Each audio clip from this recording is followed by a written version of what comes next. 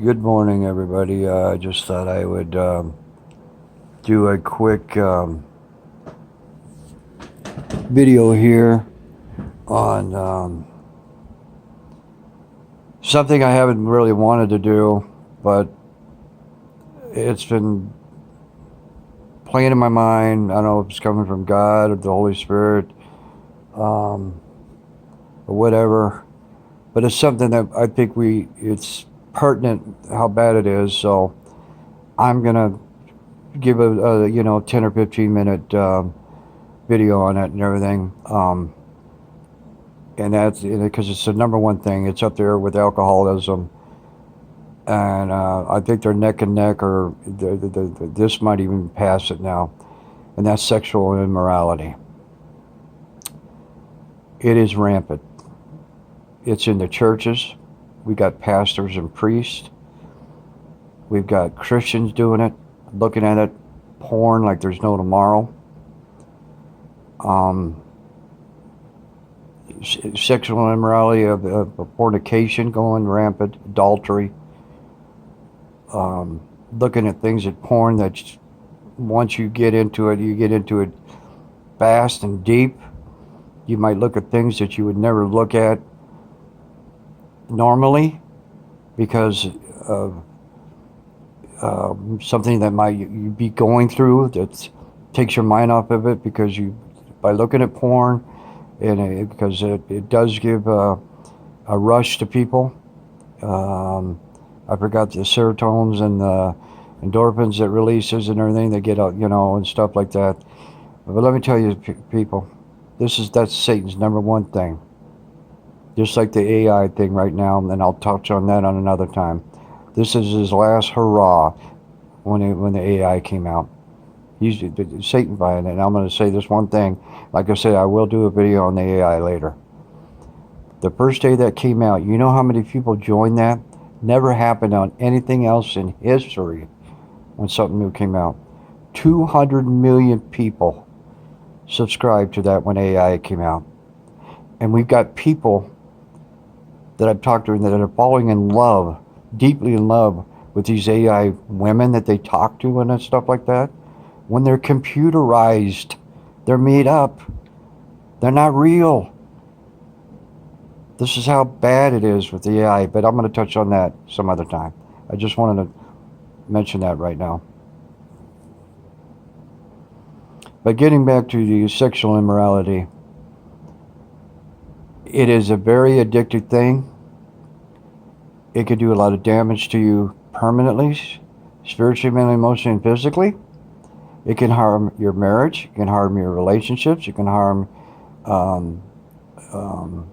your way of looking at love and the way sex is supposed to be used.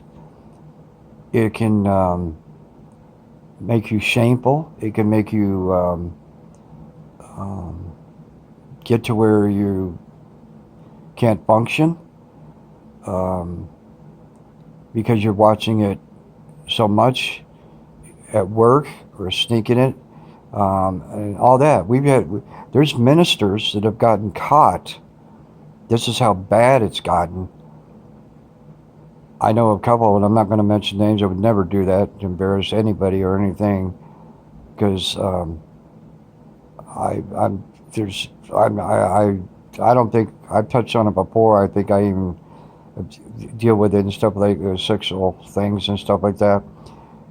But there's ministers and pastors that get on their computers at their churches, which have their name on it, and look at porn. And I knew a person and a minister's that got blackmailed for it. Because these people that look on the sites and then the scammers and everything that catch these ministers and stuff are doing this. And these people are supposed to be leaders of God, of the church, and they're watching it on the computer at church. Okay, I could understand it on their phone or something like that, okay? I can show some compassion. I can't say I understand it. Show some compassion. We're all weak. We're all sinners. I get it. But to use the church computer knowing that there's some people that are watching you, or especially the way it's going with the sexual immorality, that you got to really be deep. You got to be really addicted to not think and be that, I hate to use the word stupid again, to watch it on your church computer, knowing that other people are going to tap into that and see that, and you don't think they're going to come after you for money and stuff, knowing, hey, we got you, and all this other stuff, and it's happened. A lot of ministers have to step down, they've been fired, and everything because they were getting blackmailed and they were paying money. Now I don't know if they used their own money or if they actually dipped into the church's funds. I heard that they could have. I don't know. I've been a law person for over 40 years in all phases, helps in all phases of it. And I know how it works. And you just don't blackmail somebody in just 1 week, 2 weeks, 2 weeks. It takes a lot of information before they come after you. They make sure they have enough on you before they come after you for money and everything. So when you hear these ministers saying, well, I only watched it a week or two or here and there once, no. They're just embarrassed. They got caught. They're being ministers and preachers and everything like that. And that's, sorry, doesn't work that way. I'll be the person to say, no, you've been watching it for quite a while, and they've got enough on you, and that's why they're blackmailing you now. Either pay or they're going to let it out. And the ones that I knew about it, that they admitted it to the congregation, and everything like that, and blah blah blah. And I'm sure you know where it goes from there. That's tough. That's tough, especially when you're the leader of the flock of your church. It's growing like a weed. You know what's really strange, and I use this example to people. Well, I'm going to use it now too. That did you notice if you watch after a rain, or in the summertime or whatever, that weeds go faster than bushes or grass or everything? Like if you have a rain and then stuff like that, and you have weeds that come out overnight and they're grown. I mean, and then like the mushrooms soon, they're there the next morning. And I just want to use that example because it just shows like when the weeds grew up with the wheat, and when the farmers asked the owner, should we cut them down? He said, no, we'll take care of it and shaft them and burn them at the end. It just shows that the weeds, the evilness, really comes up fast. That's why I use the weeds example after rain or something, watching how fast they've grown or take over, or how they really go. And that's the way Satan is with his using porn. Because it affects all people, women, men, children. I've heard children that have started watching it now at 10 years old because the parents aren't looking at their phones or doing anything. They're glad that the kids have their phones, so that way the parents don't have to be bothered, blah, blah, blah, blah. And that's why the homes of their kids are the way they are these days. Very sad, very sad, very sad. They don't want to take the time. And then they want to know why the kids are, the girls are getting pregnant at 12, 13 years old, they're losing their virginity at that age, and everything in this time and age, and they're having babies and all this other stuff, fornicating, all this other, and couples watching it, and then they go and commit adultery because they get off on it because they've been watching porn, and now these other people that are married and doing it, and it comes a cycle. It's very addicting, people. There's nothing you can't play with it. You cannot play with it. If you just started, get out. Even if you've been in it for a short time, long time, most of your life, get out. It might take a while. You might have to go to therapy. You might have to pray to God every day, everything. But get out of it. Get out of it. It's not going to do you any good. And it's sure, if you don't watch it, it could keep you from being with God in heaven. Especially if you don't really try it and you give up and all this other thing. And so God is a very loving God. God knows the heart. Okay? And there's some reasons, some people that I'm going to be compassionate again, that have mental illness or mental things. That they do it and they don't realize they're doing it. But I'll give you 2 examples that most people that watch porn when they're having a mania episode, and that's bipolar and OCD. And when they get in a mania episode, they don't know what they're doing, and it's a mental illness. And I know God understands, and he it's in the Bible. He cares for those that have mental illness and everything, so he does take that in consideration.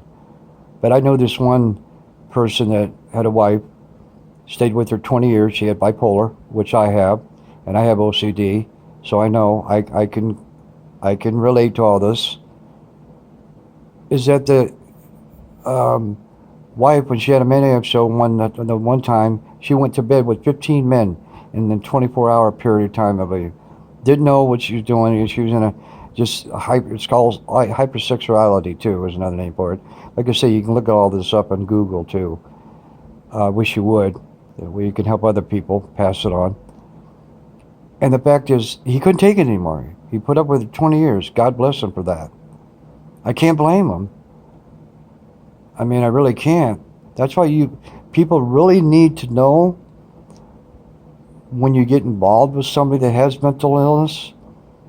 Make sure you think you can really, and pray to God on it to see if you should marry that person or something, because those things are going to happen. You got to understand that. I mean, the medicine doesn't always work. It doesn't work on me. I can't. They've tried all the medicines. I've gone through all the medicine in the world. It works maybe 50% of the time. And other than that, it doesn't work. It just doesn't work. Maybe it's my chemical. I can't take a lot of medicine anyway. I can only use 2 antibiotics in my body. I can't use any other ones that really supposed to do the job. That's why I have a hard time getting over infections and everything like that.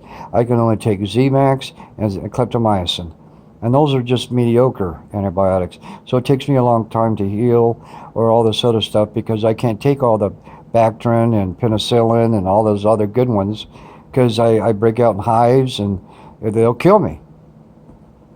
I have a weird metabolism, I've been told. Well, I guess, it's part of life. I live with it, along with all the other stuff I got to live with that I have, physically, mentally. But the fact is that I don't want to be on a tangent. I'm just trying to be fair about how porn affects everybody, and that don't put somebody down for it. Okay, have compassion for it. Pray with them on it. Be nice about it. Be respectful for them. Don't, be nasty about it. Oh, well, you can't be a Christian. You can't be this. You can't be that if you're watching that garbage and all this stuff. Who are you to judge? We're all sinners. I don't care this person's watching porn, but it's okay if you're getting drunk, or it's okay you're taking indulging in things that you shouldn't be indulging with. Okay, we're not to judge. We're to pray, uplift, recite, love, and be there, help them. But we're not seeing that. We're seeing judgment. I pray for everybody that I run into. I have compassion. But the fact is, what gets me is these people that see people that watch porn, they're watching things the grossest things that porn could ever show. And they're like, this person's sick. Yes, he is. Or she is. She's got a mental illness. Take that in consideration. Okay? Do they like having the mental illness? Do they like doing what when they go through these episodes? All these people that are in mental hospitals and everything that they have to get strapped down or everything like that. Unless you have a mental illness, let me tell you something. It's not fun. I've had to live with mine for years, and I've kept it secret for years. Secret. From friends, everything. But I came to terms with it, I think, 3 or 4 years ago. I finally admitted it. To my brothers and sisters at church, my friends, and everything. I never could do it before. I was ashamed, embarrassed. But I'm not anymore because God gave me the strength to do it. I don't like it. I don't. But it's something I have.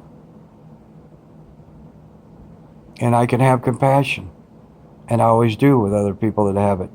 I have compassion to anybody that has any kind of a mental illness or something that they have a strong hold on. Because God does.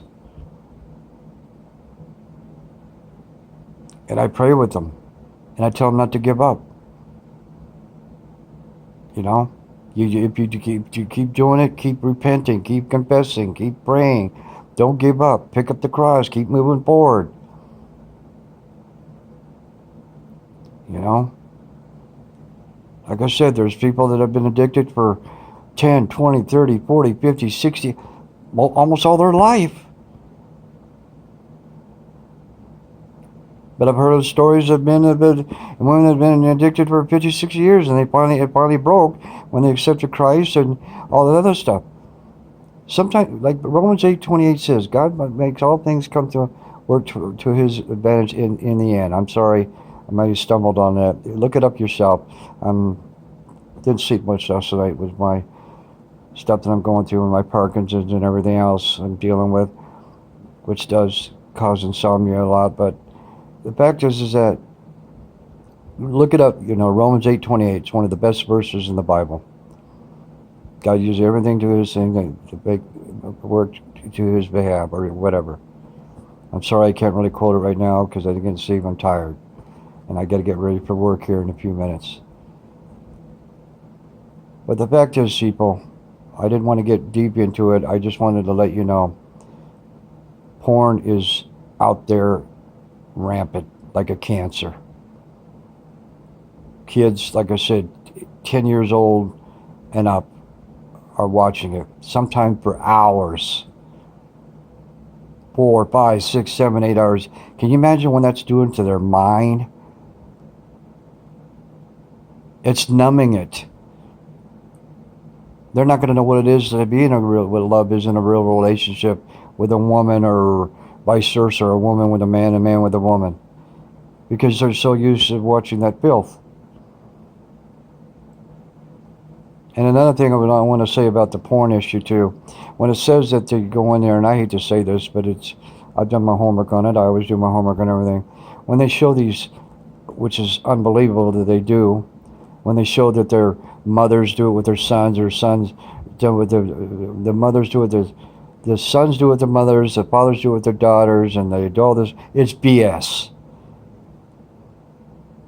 Those places would get busted if they had that incest and all that going on.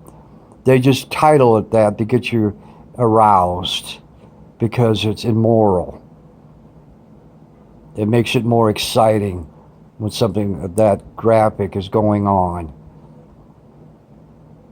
So don't believe if you think that's really happening. I mean, it does happen, but the porn industry could not do that legally, or they'd be shut down. They'd be shut down. And on the children porn, they're busting that left and right. Thank goodness for that. Thank goodness for that. And I'm going to say another thing real quick, where I have to get going here. My main thing is just if you've got a problem with it, give it to God now, and don't give up. Just keep. If you backslide, it happen. Okay, if you've been doing it, it's going to happen. It will happen. But just keep going and keep praying and keep giving it to God. And before you know it, He'll help you break it. But you got to do your part too. You got to do your part too. And get involved in things. If you got to go see a counselor, get a Christian counselor to help you with it. They'll give you some things to do and everything like that. And if you get an urge, go read a book. Pray to God. Number one, pray to God to help you stop. Call a friend. Go take a walk. Do exercise. Do something to get your mind off of it. And the number one thing, get away from your computer and your cell phones. Put them away. Lock them up. Lock them up. If you're getting there, just put it away. Put it somewhere and lock it up. And just force yourself not to get it out of safe or where you've got it and everything. It just walk away, like I said. Get your mind on something else. And that will help you too. But the fact there's another thing I wanted to bring up real quick too. I live in Phoenix, Arizona. And there used to be 2 brothels here. And I was going to do something stupid at one time. I'm not going to get into it. But I'm going to tell you what those brothels are about. We've got more than that now. I'm not going to get into that. It doesn't matter. There's nothing I can do about it. I wish I could. And what it is they get girls from 8 to 12 years old. This is going to blow your mind. This is, and you're just listen to this. This will be the end. This is how sick our world is. This is why I'm tell you guys in my videos that we're in the end times. Satan is going rampant. I mean, he's getting more people. Like I said, Satan always wins in numbers. He won in numbers in Noah's time. He won in numbers in Sodom and Gomorrah. And he's going to win in this time too, as far as numbers. God doesn't care about numbers. He cares about hearts and loyalty and being a servant of His. He doesn't care about the numbers. That's why He says in the Bible, broad and spacious is the road leading out to destruction, and many are taking it. Small and cramped is the road leading out to everlasting life, and few are taking it. Few. That shows you how many people are only going to make it in heaven. Few. Small and cramped. So, there's another thing to think about. But getting back to the brothel things real quick. Yeah, they get 8 to 12-year-olds. And they charge $10,000, depending what age you want, to take their virginity away from them. Isn't that the most sickest thing you've ever heard? 8 to 12-year-olds, $10,000. And here's the gross part. Here's the sickest part you want to know about. You know who owns these things? You ready for this? You know who owns them? Government officials, lawyers, doctors, ministers, pastors. Own these things, people. Own these brothels that are allowing these 8 and 12-year-olds to get their virginity taken there for $10,000. Yeah. If that doesn't blow you away how bad this system, this world is, and I don't know what else could. These are prominent people that we're supposed to really rely on in our livelihood for things, and look what they're doing to our children. Sick. So my thing to you people, try to stay away from sexual immorality. Stay away from porn. And watch and spend time with your kids. Take their phones away.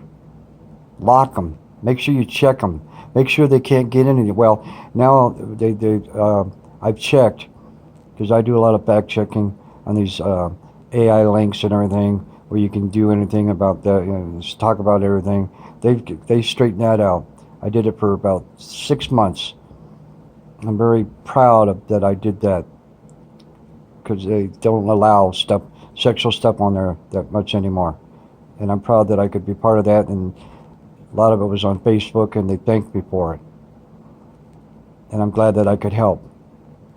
So at least I did some part of it. But what I was going to say is that the fact is that and then I got to go here to work. The fact is that you just got to lock this stuff down. You got to talk to your kids. You got to check their phones. But what I was going to say is that now on all the porn sites, if you check for your kids, just check. If you go into, and there's so many of them, just check them all. Now you have to put in your picture. You have to put in all sorts of information, your date, your born, everything like that. They will not let you just go into them anymore. And I'm thankful for that. Finally, they came around to do that. If you don't put your picture in, your date of birth, blah, blah, blah, blah, they don't let you in. So that might slow down a lot of it. Every one of them I've checked, pretty much. You got to take your picture, ID, date of birth, all that, and it's about darn time. So that's going to slow down a lot of them. There's still some sites you can get into. Some of them aren't. I found 2 or 3 of them that haven't done it yet. I'm sure they maybe will get slapped or they're going to have to do it. I don't know.